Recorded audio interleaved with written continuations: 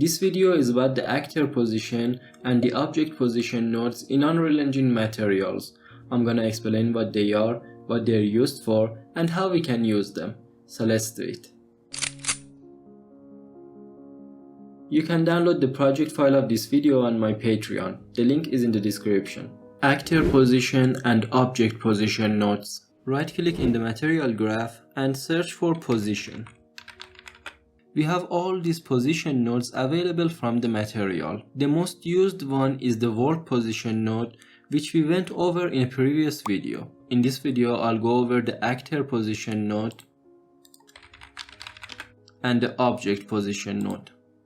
They both have no inputs and one output. In the details tab, they both have the origin option. I'll go over how it works later in the video. We can use this section to add a description to the nodes. All the nodes have it. We can also right-click on each node and add the description from here. So what do? They both output a 3-vector data which represents the world space coordinate of the object with this material on it. There are a couple of differences between them though. Actor position outputs the location of the actor it's assigned to, but object position outputs the center position of the object's bounds. To see the bounds of an object, on the top click on Show, search for Bound, and enable the Bounds option. Now when I select an object, we can see its box and sphere bounds. If I rotate the mesh, we can see that the bounds update with the mesh. This is the axis aligned bounding box. Using bounds is convenient to make rough approximations about the object's location and its extent. For example, the center of the bounding box is often a more precise approximation to the center of the object than the transform of the object. In this case, the pivot which shows the location of the object is here. This is what the actor position node outputs, but the center of the bounds of the object is somewhere around here. This is what the object position node outputs. I have two materials. In this one, I've connected the actor position node to the base color, and in this one, I've connected the object position node to the base color. Let's add a sphere from here and move it to the center of the world. Let's also disable the bounds option and hide the floor. Assign one of the materials to it. I'll go with the object position node. And we can see that it's all black. In the case of this sphere, the center of its bounds is the same as its pivot point. So it doesn't matter which material is assigned to it. We can go with either one. Let's assign the actor position node to it. We can better notice how it works as I move it. So let's zoom back. If I move it in the positive X direction, it becomes red. If I move it in the positive Y direction, it becomes green.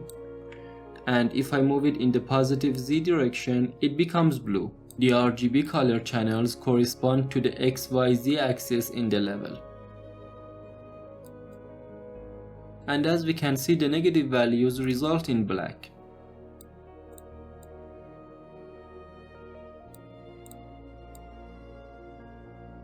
Now let's check the materials on this chair. The pivot point is on the bottom of the mesh, so the output of the nodes will be different. Make sure it's in the center of the world to start with. Now if I assign the actor position node to it, it becomes all black. But if I assign the object position node to it, it becomes blue. That's because the center of its bounds is in the positive Z axis. So if I move it down, we can see that as the center of the bounds of the object comes to the center of the world, it becomes black. In both nodes, origin has two options: absolute world position and camera relative world position. Absolute is the default option and what we use most of the time. It uses the center of the world and the default axis. With the camera relative option, it uses the position and the axis of the camera as the origin of the world. So let's go to one of the materials, change the origin option to camera relative option and save the material. Assign the material to the sphere. Now when we move around, we can see that the color of the mesh changes.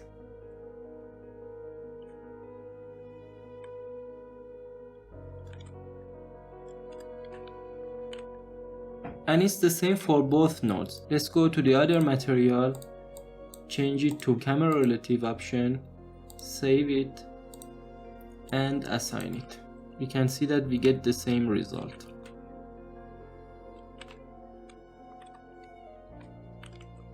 Let's change both of them to absolute world position and continue with some considerations. But before getting to that, make sure to like this video and subscribe to the channel. Also join our communities on Telegram, Discord and Facebook. And if you're interested in downloading the project file of the videos, accessing more assets, and in a way supporting the channel, check out my Patreon. The links are in the description. Considerations. Let's go over another scenario where we can better see the difference between these two nodes. From up here, add an empty actor and move it to the center of the world. In the Details tab, click on this Add button and search for cube and add it. Then do it 3 more times.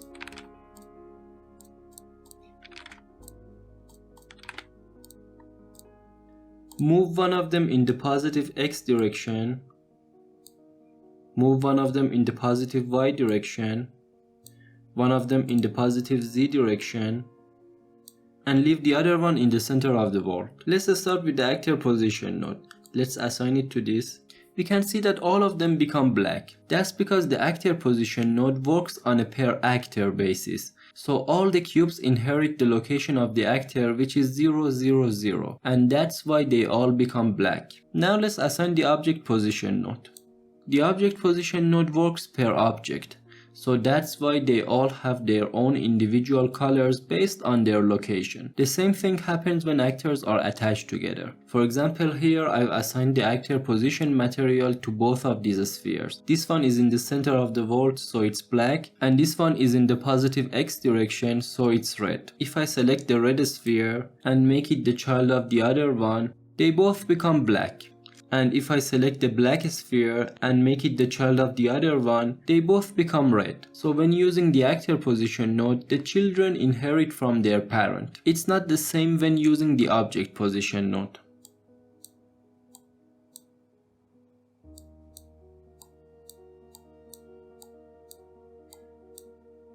In the previous cases, we may need the information of the location of the actor that the material is assigned to, not the center of its bounds. If the actor is attached to other actors, you can use either of these two material functions, component pivot location or object pivot point.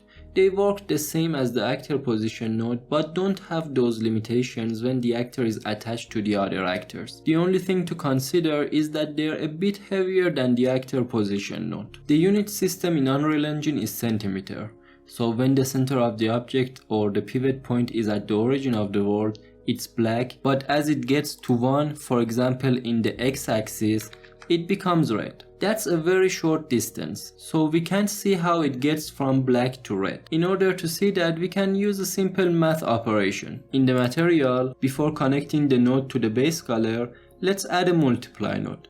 So hold M and click to add it, and let's move it here.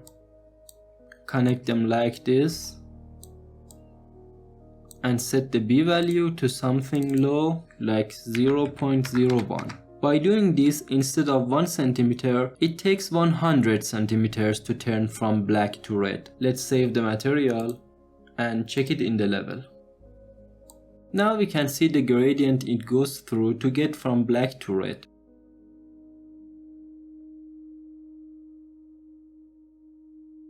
Let's do the other material now. In this one, I'll use the divide node. So hold D and click to add it.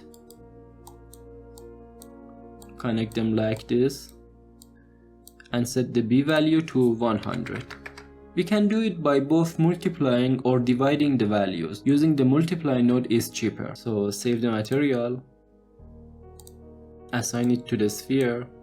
And we can see that the same happens here too. This is how we can easily control the value that's coming out of these nodes.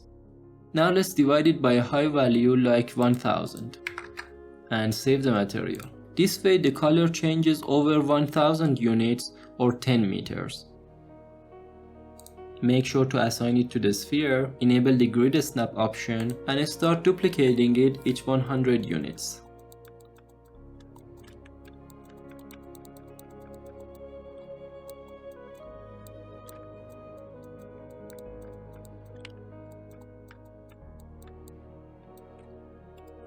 This is how the position in world space affects the color of each object, and this is the result.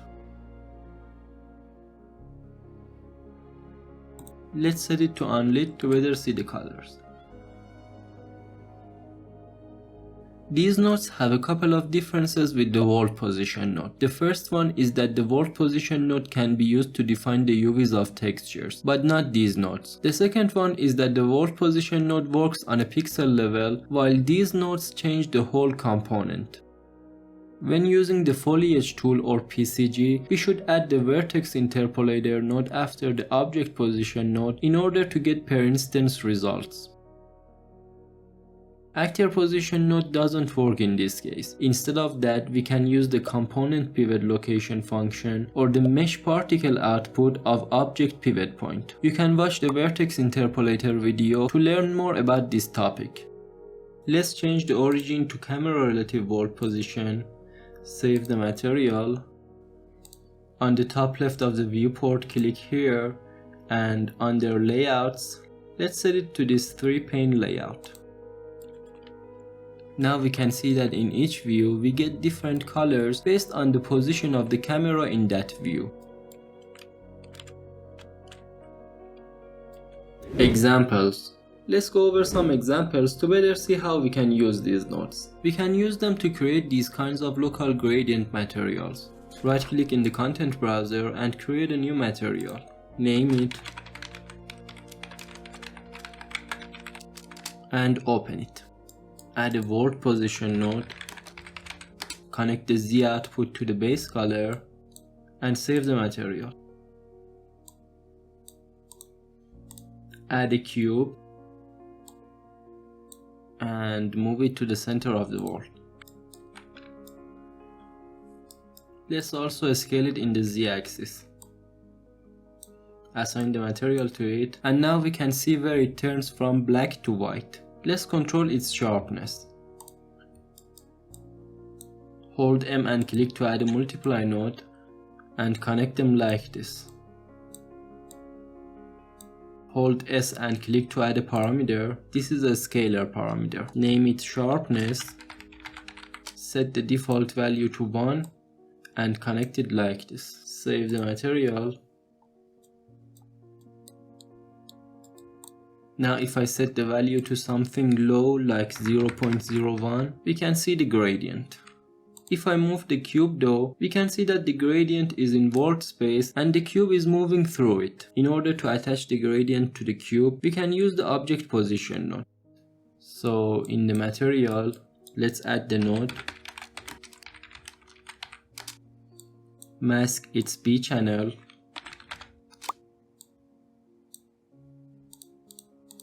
And now we should subtract it from the world position node. So let's add a subtract node,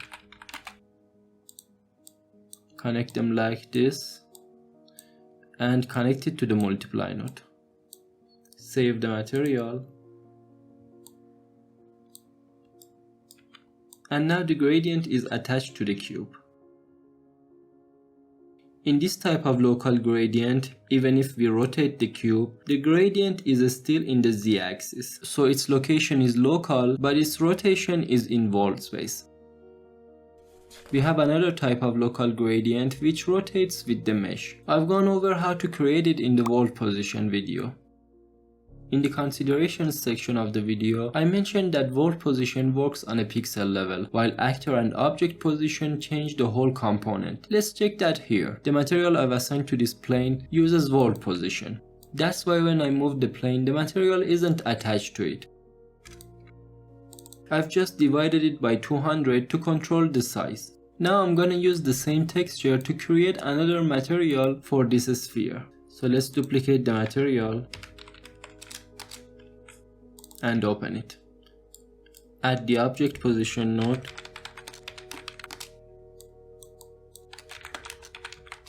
and the component mask node. We need the R and the G channels. Connect it instead of the world position node and save the material. Close both of these and let's zoom here. Let's first assign the world position material to the sphere. We can see that the projection here is the same as the projection here on the sphere. And the same goes all over the plane. Now let's assign the other material to it.